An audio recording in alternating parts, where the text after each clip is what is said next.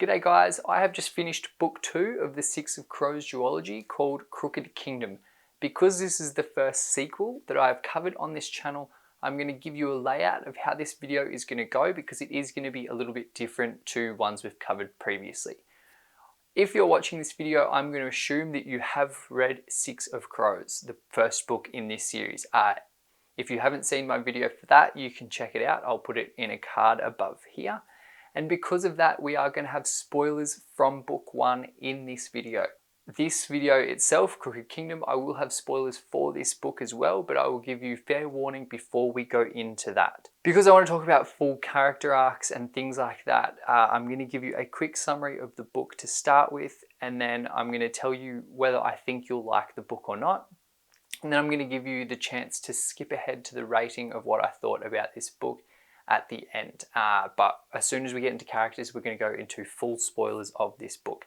Again, because I'm going to assume that you have read book 1 before you go into this, I'm not going to cover the same information that I did in that video. So if there's any extraneous information that carries over from book 1 into this book, I'm not going to go into that. Just in order to keep this video as short as possible and not double up on information that you probably already know and have seen.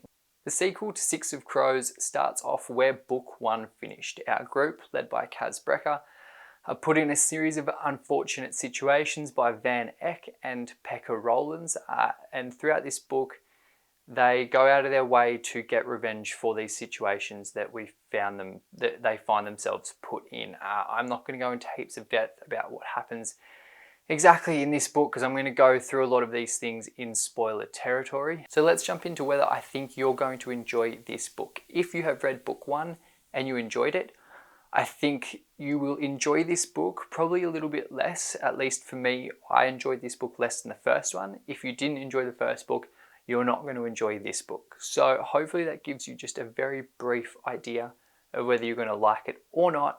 And now we're going to jump into character territory, which means we're going to get into spoilers. So I will give you a time code in the chapters about where you can jump through to see my rating and my final thoughts. Otherwise, you can continue watching and let's get into it. We're going to jump into our first character, Mr. Kaz Brekker.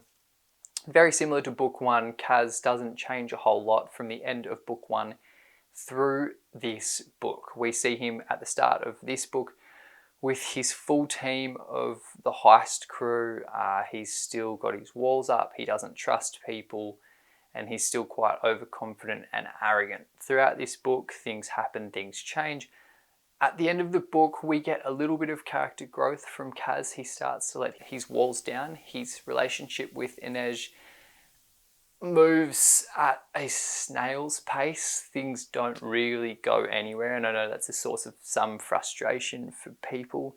But Kaz is very similar. We don't get too much character growth from him. The one thing that we do get is Kaz's background about why he wears the gloves and what happened to his brother. So we find out that Kaz and his brother were infected by the plague. They were both thought dead, dumped into the river to be left overnight. His brother was actually dead, and Kaz had to use his brother's bloated body to swim himself back to the shore. And so that's why Kaz has such issues with touching flesh. I thought that was quite an interesting take on, PTSD and things of that matter. And so that's one big plus point for Kaz as a character. The next character is Inej, the Wraith. She finally finds her purpose in this book. At the start of book 1, we get a lost little puppy. She follows what Kaz's direction and his lead is, and his purpose becomes her purpose. And coming into book 2 and throughout book 2, she seems to find her purpose and what she wants to do, which is destroying slavers and the bad thugs of the barrel. Inej's character development outside of that is again very minimal. Her relationship with Kaz moves very slowly. A lot of things happen to her in this book which just feel quite contrived to keep the story going, and I'll touch on those in things that I didn't like, but it made her feel quite rushed as a character, and she comes up against some things that just seem to come up out of nowhere. my favorite point of the entire series for her is when her family turns up at the end of this book. I think it's a really touching moment. I wish we got some more to that, but I can understand why we didn't. Nina. I think I said in the first video that Nina was the one character that everyone seemed to love. And I thought in the first book, she had good character growth and she was a really interesting character. Unfortunately, in this book, everything Nina seems to be related to Matthias. I think Lee missed a big chance here with, we have Nina and she was obviously addicted to Parem, however you say it. I haven't listened to the audiobook, so I'm sorry if I butchered that, but she got addicted to this drug and I thought there was an incredible chance there to explore, like, this drug entirely changes her powers, and here's a lady whose entire self-identity was fairly well focused around that. She grew up with these powers and a lot of her self-worth was developed around that. And I thought it was an incredible chance for Lee to really dive into Nina's character and help her find things to overcome that. And her powers entirely change. And unfortunately, I thought it wasn't done as well as I would have liked. Her relationship with Matthias is just very dependent. Everything about them in these books is based off each other, and that got quite frustrating by the end of it and meant that she didn't have heaps of character growth. And some of the negatives I'm going to touch on further in things that I didn't like. So let's jump into Matthias, who, again, I said in book one was a character who was your basic soldier boy who soldier boy, I told you. Was your basic soldier boy who had done bad things and had been indoctrinated by hate to hunt these other people. And despite the fact I felt in book one he was quite one-sided because he was just obsessed with that, in this book he just becomes obsessed with Nina and everything is in relation to her. And yeah, it was frustrating. I don't think he really added a whole lot to this story. The saddest part about his character arc for me was the story of him telling us how he had to leave his wolf behind and then what would happen to that wolf. We'll talk about the elephant in the room here. When Matthias dies, I was less sad than what I was with him talking about this wolf. And Matthias's death is something I'll talk about in things that I didn't like. But I just thought, as a character who could have world built this entire other culture and this entire other world, it was another thing that was missed and just kind of glossed over, which from a very outward view, a very on the surface view of the book, you could get through this book without really thinking about it, but later on, I think in rereads, you would really pick it up and be quite frustrated by it. I just thought Lee had a great chance there to use Matthias to give us some more world building, and she didn't. The next characters are Jesper and Wylan. Most of what these guys go through is together again. It's another relationship. The relationships in this book feel very self-contained because they're all within the group, and I don't like the way that they're done. Shining light about Jesper and Wylan is while they are developing their own relationship, Jesper's father turns up and we get this really cool counterpoint of Wylan, whose father is one of our main protagonists, who's trying to destroy, discredit, and kill our group. And Jesper's father, who's there to look after them, and he's this wholesome, supportive dad. And I thought it was a really cool counterpoint to see those two, the relationships of their sons with their fathers, whilst they're also trying to develop their own relationship together. I thought that was a really great part of this book and something that really brings the level of the book up, in my opinion.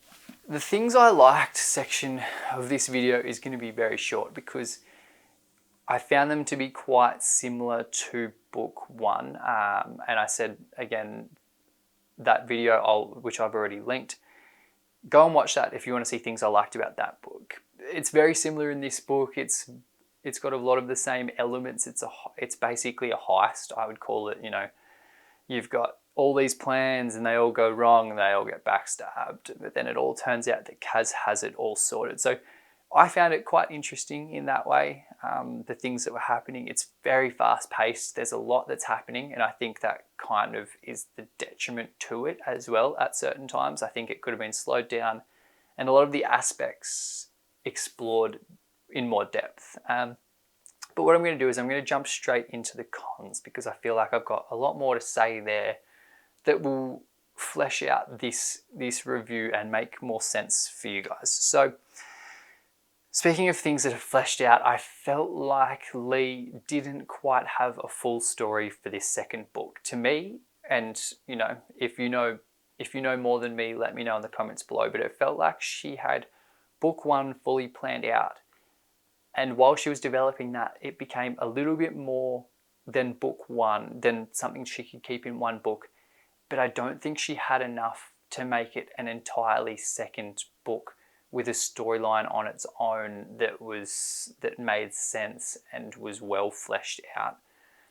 A lot of the things that are brought up feel quite contrived for the storyline. Inej getting kidnapped and then suddenly she got let go, and there's things like the Parham and the way it changes Nina's powers, which basically just gets glossed over. Like as I said earlier in her character point, this is a lady whose entire life was dedicated to those powers and she's grown up with it. It'd be like growing up with a pet and then losing that pet and then suddenly having this other pet which is entirely different. I thought there was a good chance for Lee to really explore that. The other thing is that the shoe warriors, the ones with the big metal wings that were basically indefeatable metal monsters, turned up in this book and terrified the living hell out of our characters. And throughout the book, that keeps getting brought up as a tension point, and our characters, even in the final scenes, Inej references them. And so there's still this tension point of like, when are these metal winged death robots going to turn up and make an impact in this story, and how are our characters going to defeat them? But they just never come back. And that is a massive plot hole, and I'm not sure if Lee couldn't work out a way to defeat these characters without a bit of deus ex machina, where she had to almost invent new powers again for our characters in order to get over them. We have a whole character who developed Parham, and that doesn't really get touched on. We save him, and then the rest of the book is about keeping him safe, but nothing really happens there either. There's these international ramifications of these major groups that are in play. Even the gang world, it's all like there's all this stuff there which on their own could have been incredibly well fleshed out plot points that just got lost because I think Lee was trying to do too much. The same complaint that I had with Six of Crows, so I won't go over it too much, but that is that the crew seem to escape every bad situation they're in. By the end of the book, we get the major consequence, obviously, of Matthias's death. But even that felt like a way for Lee just to show that there were consequences in this book by suddenly just having someone die and having a character die that, I know there's a lot of people that were really sad about his death, but I don't think it played a major point in the series overall. And I didn't think it was handled that well. It was within the last section of the book, and I think Lee was running out of space and pages to really make that death hit home hard enough. And that was a real pity for me, because I thought it was an incredible chance for them to explore. Nina disappears and then the other characters barely give it much thought, at least from my point of view. Maybe other people really enjoyed. I know there's a lot of people who are really upset by the death scene, who thought it was a little bit contrived just to make a point of consequences. And I think Lee could have come up with some really interesting consequences for our characters outside of death. And I know it's one thing I complained about in the first book, that there were no consequences, and now I'm saying it's probably a negative that there was, but I just didn't think it was done that well. I enjoyed the fact that there was a consequence, but I thought it could have been done better. One thing that I didn't touch on in book one, which I touched on in my Lies of Loch Lamora, my Lies of Loch Lamora review, was that these guys, this crew are supposed to be quite young, and they have to deal with some really grown up things, and they overcome people that are much older and much more street smart than them. And if that is something that bothers you, it will really grate on you in this book. Kaz, as a character, always is pretty much one step ahead, and even when he isn't, he still comes out one step ahead. And it's something that didn't bother me overly much. It's something that I think, again, is a greater issue in young adult fantasy books overall. But if it bothers you, it will be a major sticking point for. Again, another thing that I didn't touch on in book one, but I've touched on a little bit through this, is Kaz Brekker's ability to always be one step ahead and overcome people that are much more street smart, much older, have seen many more things. It is something that in book one didn't frustrate me, but early midway, and certainly late on in this book really started to grate on my nerves, because I just felt like you can't keep winning these unwinnable battles and always have these things going wrong and always be right 98% of the time. I think if you come into this book, into this series in general, and you can view it a bit like a magic trick where you know these things are going to happen, you know they're going to get backstabbed, you know they're going to get put in really bad situations where they're outnumbered and everyone's against them. If you come into this like a magic trick where you know all those things are going to happen and you've just got to try and work out how and who and why. I think that's the best way to come into this series, thinking that it's a YA, so there's not going to be heaps of consequences. Their ages are going to be young so that we can relate with them as characters, but it's not really age realistic, and as though it's a magic trick where you know exactly what's pretty well going to happen, but you've just got to try and work out how it happens. So a quick recap. I enjoyed this series overall, and I did enjoy elements of this book, but there was a lot of elements of this book which I didn't enjoy, which I've just touched on in quite a lot of depth. In terms of my personal enjoyment, I give this a 5 out of 10. Again, I thought there was a mix of good elements, a mix of bad elements, but it's probably not a book that I'd want to pick up again. Probably not a book I'd want to read over and over again. And I think maybe that's just a sign of where I'm at in my reading career, where, you know, I'm going to go and pick up the first book of The Wheel of Time again because I'm really craving some epic fantasy. And so maybe down the line, if I ever come back to this book, maybe that might change. But if you read this book, I would love to hear your thoughts. I know it is a renowned book, and Lee obviously had an equation and a set of steps that she followed for book one and things that happened in book one and a way she set that out that she's followed for book two, hoping that it would be successful. So I know a lot of you that loved book one will love this book. If you didn't like book one, you won't like this book. And I'm somewhere in between that, where I liked book one, didn't love it, but I liked it, and I don't really like this book. But it was nice to see an end to this series, but I probably won't be picking up any more Lee YA books at this point. But the next book on this channel will be the first book of The Wheel of Time. As I just said, I'm pretty excited to jump back into that world. I've read the entire series through a couple of times now, so I'm going to make sure this read, I give it a bit more depth and a bit more of a critical analysis to give for you guys on this channel. Thank you so much for watching. Thank you for liking, subscribing, commenting, interacting with me. Please let me know if there are any books that you would like me to cover on this channel going forward, because I would really like to talk to you guys about things. So thank you, and I'll see you guys next video. Cheers.